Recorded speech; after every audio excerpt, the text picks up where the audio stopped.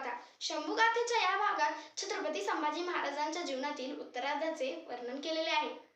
जगमग जगमग रायगढ़ पे घना अंधेरा बादल छाया, खुद के ही अवतार को उसके जगदम्बा ने पास बुलाया. जिन आंखों ने रची रचाई स्वप्न स्वर्णित विचारधारा, जिन चरणों से शुरू हुई थी अटल अलौकिक स्वराज्यमाला, जिजा माई का पवित्र दामन हाथ छुड़ा कर निकल चुका था, फिर से टूटा बिखरा शंभू जो अभी अभी संभल चुका था.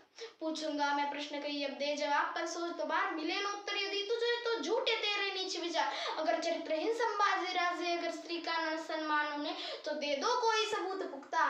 मत्सर का ना हो गंध जिन्हें, मनी बनाई कहानियों पे इतना ना विश्वास करो. कहते क्या खुद शंभू राजे, इसका खुद अभ्यास करो. जो लिखे नारी की मोहता, उस चरित्र पे क्यों दाग लगे. कदमों से शुरू कर रची नक्शरेखा, फिर क्यों जहनों में आग लगे. कोई कहे व्यसनी राजा, कोई नशे में द्वितीय राज कहे. कहने वाले कहे कुछ, अब हम भी तो एक राज कहे. बुध भूषणम पढ़ो कभी, जो थी कुछ शंभू रचेत. व्यसना नीच सर्वानी भूपति परिवर्जित. चाहे जितने दाग लगा दो, चाहे जितनी आग लगा दो, जलकर अवनी भस्म हो जाए. भस्म को सब कौन जलाए. प्रहार करे तो धरती कांपे, कड़कड़ता हो वज्र शंभू. भस्म का जो श्रृंगार करे, उस महादेव का रुद्र शंभू.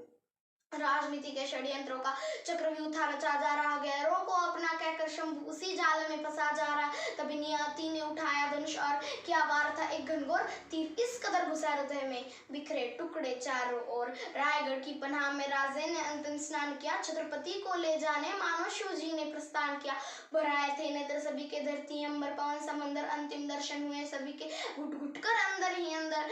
शौर्य हिंद शिव छत्रपति दशरथ की भांति तड़पे थे. पुत्र के अपनी राह देखते पिता दीद को तरसे थे. राजा की होती व्याकुलता को रंकों ने धिक्कार दिया, पर निश्चित अनजाने में उन्होंने मृत्यु को ललकार लिया. और कोमल मन से माफ करने वो शंभू है प्रभु राम नहीं, जिसे क्रोधित कर पछताया तू, अवतार हो परशुराम का ही. निजी घृणा के अहंकार में कपट की ज्वाला पनपी थी, और अल्पमति उन षंडों की वो चाल बड़ी ही गंदी थी. एक साथ वही मान बोल उठे बगैर कोई शर्म धरे. क्यों न बेखबर संभाजी को पन्हाला पे कैद करे. पर सेनापति सरलश्कर हम्बर, ये नाम मात्र ही स्वेद छुड़ाए. मजाल किसी की इनके सम्मुख कोई संभाजी को हाथ लगाए. सो सुनारों के आघातों को ये लोहार ही काफी था. दुश्मन भी मौत की दुआ करे जब नाम सुने इस बागी का. औरंगजेब खुद जिक्र करे जब जब वो काटता जाल बुने. इंसान नहीं शैतान है वो, जो खड़ा सिवा की ढाल बने. झूठ फैला इतिहास में अलकर, घृणा गोद में स्वार्थ फैला कर कई कट कपट रचे जा रहे. कुरूप का गधे गीत गा रहे. यही बात है वक्त वक्त की मरटों के स्वर्ण तख्त की. जितने शत्रु ना युद्ध में रण पर, उतने तो विभीषण कदम कदम पर. सेनापति से सहमत सभी ने उसी बीच प्रस्ताव किया. अगर पिता पश्चात तख्त हिंद को संभाजी ने छत्र दिया, पर राजे के लायक होने की शंका शंभू के जहन में सुलगी थी. आखिर शिवाजी वो नाम था जिसमें शिव की प्रतिमा चलकी थी. उस शिव के आसन में बैठना इतना भी आसान नहीं. रुद्र को शायद रुद्र होने का हुआ अभी तक ज्ञान नहीं. तभी पीछे से एक हाथ बढ़ा कांधे को सहलाते हुए. राजन हो तुम सांझे, कहकर स्वामी को समझाते हुए. काव्य कुशल कवि राजकलश मैत्री का दूजा नाम को. संगियों में सुदामा वो, शंभू को उनका शाम को. वार्ता सुमंगल फैल गई हर सह्याद्री के कोने में. चंद दिनों की बात है अब सिंहासन पावन होने में. जिस दिन को आने से रोका आखिर वो दिन आ ही गया. पतझड़ में बौरला सावन, सुमधुर नगमा गा ही गया. फिर से नगाड़े, फिर से ढोल दीपों की, फिर से रास रची. फिर से छत्र को भूप मिला, महारानी बनी है साज सजी. दक्खन गौरव धर्म प्रसारक, गो ब्राह्मण प्रतीक पालक, मालिके सिंध हिंद पदपाल शाह शिवाजी पुत्र संभाजी. क्षत्रिय कुलीन काव्य विलीन संस्कृत पंडित सकुल मंडित छत्रपति की जय. वार्ताएं हवा के साथ साथ सब सल्तनतों में फैल गई. जो सोच के फांसे फेंके थे वो चालबाजी खेल गई. बेमौसम त्योहार बने जब खौफ सिवा का उतर गया. अनजान वो इस बात से कि गाँव बसा नहीं, बिखर गया. सौ कौरव इकट्ठा हो अब शकुनी की चाल खेलेंगे. पर शांत शिव को ना झेल सके वो शिव तांडव क्या झेलेंगे. तभी दक्खन भूमि की ओर एक हरे परचम ने रुख मोड़ा. संभाग को चलने हेतुवश मुगल जादों ने घर छोड़ा. सिवा गुजरने बाद उन्होंने क्या क्या थे सपने देखे. चंद दिनों में खबर उठेगी, संभा ने घुटने टेके.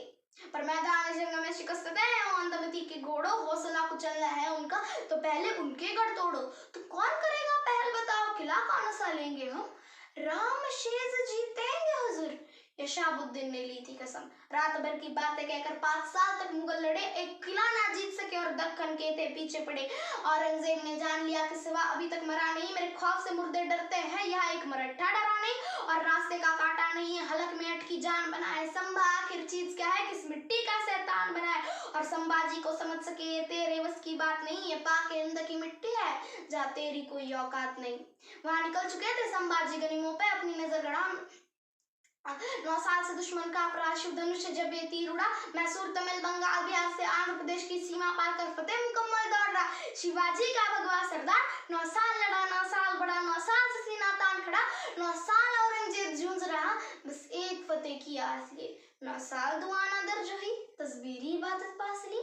यहाँ जमीन पे बैठा हाथी कैसे रोकता उस उड़ते परिंदे को, वो खुदा पे कैसे खारिज करता इस नेक खुदा के बंदे को। आदिल को दुखसी बड़ी जागिर जिसे लेने बस 2 साल लगे, संभा का ख्याल आते ही वो किसी बच्चे सा बेहाल लगे। तभी इसी बीच आई खबर दौड़ती वाई के रणभूमि से, सालों से दीवार खड़ी जो जा मिली है इस रणभूमि में। 4 मुकम्मल हुई है पर प्रधान गवा बैठे हैं हम, साल हिंद हम्बेर नहीं गुरुधाम गवा बैठे हैं।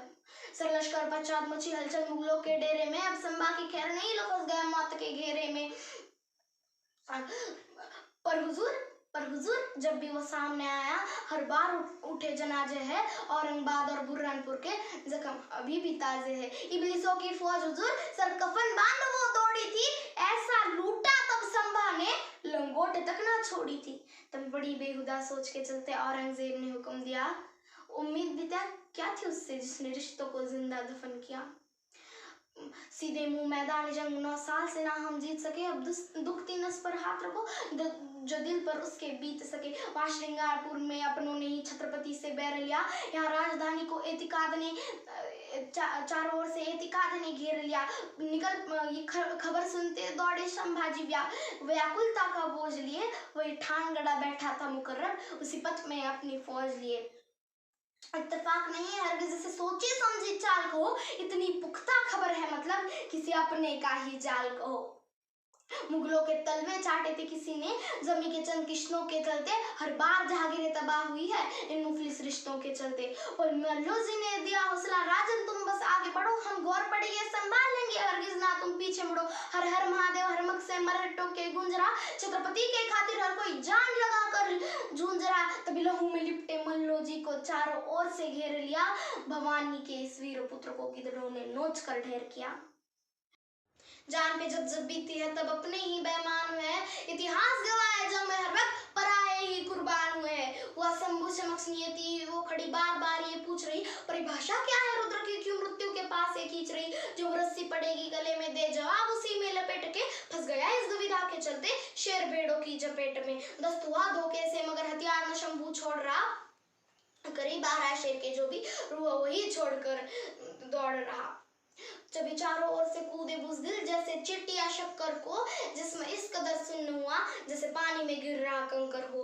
कुदरत के सिवा न खबर किसी को कि अपना राजा गिरफ्त हुआ, जिस मिट्टी के खातिर लड़ा आज तक उस मिट्टी को यकीन न खेद हुआ। इस सरजमी पे अंधेरा कर वो पूनम का चांद ले जा रहे थे, छत्रपति के संग स्वराज्य को घोड़े से बांध ले जा रहे थे। औरंग को जब ये खबर मिली कि संभा आखिर गिरफ्त हुआ, मचल रहा था ऐसे जैसे खुद ही कैद से रिक्त हुआ। ले आओ उस काफर को या अल्लाह के दरबार में, वही करेगा फैसला, अब कुछ समय की ही दरकार है। पर संभाजी को कैद करने का मतलब अच्छे से मुकर्रब जानता था, गलती से किसी को खबर लगी तो खतरा सीधे जान का था। मरहट्टों के डर से बुज़दिल रात भर जाग रहे, अपनी मुल्क की ओर सभी ते दुम दबाकर भाग रहे। पर आ गई वो मनुष्य घड़ी जिसे देख रही थी हुई भीड़ खड़ी, कौन है ये संभा और दिखता कैसा है देखे तो, जैसा खौफ है उसका क्या सच में वैसा है देखे तो। पर मस्करों का भेष चढ़ाकर भरी भीड़ से जुलूस निकाला, मर्दानगी का इनके इन्होंने और एक था सबूत उछाला। गालियां दी, कोई थूक रहा, कोई सर पर पत्थर फेंक रहा, पर मौजूद किसी की मजाल कि आंखों में उसके देख रहा। 23 साल पश्चात संभाजी औरंग के सामने पेश हुए। नजारे का इस लुत्फ उठाने मुगल ज़्यादा खामोश हुए। 100% यकीन था सबको कि संभाजी घुटने टेकेगा, जहांपना के कदमों में अपना राज मुकुट वो फेंकेगा। और औरंगजेब ये जानता था कि ये गर्दन नहीं झुकने वाली, बाप की भांति लड़ेगा जब तक ये धड़कन नहीं रुकने वाली। अब सोचो तुम भी मौजूद संभाजी औरंग के सामने, बदन कांप उठता तुम्हारा नजरों की जंग के सामने।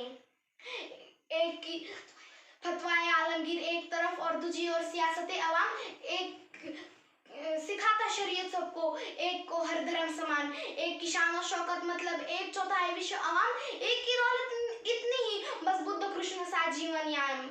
एक ने बदले धर्म कईयों के गर्दन पर रख शमशीर, एक ने सबको यही बताया हर मजहब की एक तामीर। अब तुम ही बताओ कि कहाँ पे धागे कच्चे हैं, औरंग गलत या संभाजी, ये तो हर कोई पूछे है।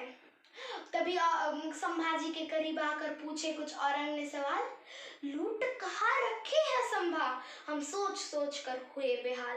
और हाँ चल ये भी बता दे कि कौन थे काफिर अब तक तुझसे मिले हुए? हम पूछ कर थक गए देख, पर सबके मुंह यहाँ सिले हुए। तभी संभाजी की नजर उठी, होठों पे मुस्कान लिए, पैदा ही हम रुद्र हुए हैं, हाथों पे अपनी जान लिए। मेरे बाप के पैरों में है दौलत, जाके उसे तू हासिल कर, इसी बहाने कदम छू लेना, लेकिन पहले खुद को उस काबिल कर। और रहे बात तेरे दूसरे प्रश्न की, तो हम मिट्टी से बेईमान नहीं, अपनों की जान में अपनी जान है, हम तुझ जैसे हैवान नहीं। आग बबूला हुआ बादशाही अल्फाज सुनते ही मनीषा नहीं थी उसकी एक और लफ्ज भी सुनने की। नजर तेरी चुभ रही है हमको याद दिलाती सिवा की उस, अभी भी उसको याद करूं तो रोंगटे होते हैं महसूस। सरिया घुसाकर फोड़ दो इनके, अब और न हमसे पाएंगे, जुबा काट दो काफर की, ताकि हर हर ना कह पाएंगे। ना खून उखाड़ो खाल उधेड़ो, जब तक ना घुटने टेकेगा, हमसे बगावत का नतीजा आज जमाना देखेगा। अरे अमन जिसने सिखाया जगत को, उस कुरान का तो इल्म धरो, और कौन खुदा कहता है कि तुम इस हद तक गिरकर जुल्म करो? 1 2 नहीं 40 दिन आका के हुक्म पे अमल हुआ। हर रोज औरंगजेब पूछ रहा, क्या झुकने को वो कबूल हुआ? हुजूर जुबा काटी, आंखें फोड़ी, उसकी दोनों बाहें तोड़ी, नाखून उखाड़े खाल उधेड़े, गोल घुमाकर टांग मरोड़ी, नमक लगाकर जख्म जलाए, गोश्त के टुकड़े कुत्तों को खिलाए, पर मजाल शिकस्त कबूल करें। हुजूर क्या हम कुछ भूल रहे हैं? हाँ बिल्कुल। पहले तो तुमको हार मुबारक, चाल गलत तुम खेल रहे, सिर्फ जिस्म काटा है तुमने, संभाजी तुम भूल रहे। बचपन से है दर्द सहा वो, उसके लिए नई बात नहीं, क्या क्या घिनौने जख्म सहे हैं, ये हरगिज तुझको ज्ञात नहीं। कलेजा नहीं है उसका, बस पत्थर का एक गोला है, बड़ी बेदर्दी से भूतकाल में नियति ने जिसे टटोला है। नजरों की रोशनी छीनी, पर नजरिया ना तुम छीन सके, कहो कि कायर खुद की नजर को जो उसकी नजरों में तुम दे न सके। जुबा काट कर बता दिया कि तुम वाकई शास्त्र से डरते हो, हम राम कृष्ण को गाते हैं, तुम बात शस्त्र से करते हो। इतनी आयतें पढ़कर भी मुगलों के पल्ले पड़ा नहीं, इतिहास कूदे का सबूत है, शस्त्र शास्त्र से बड़ा नहीं। आखिर सल कलम का हुक्म सुना, वो खुद के घमंड को मार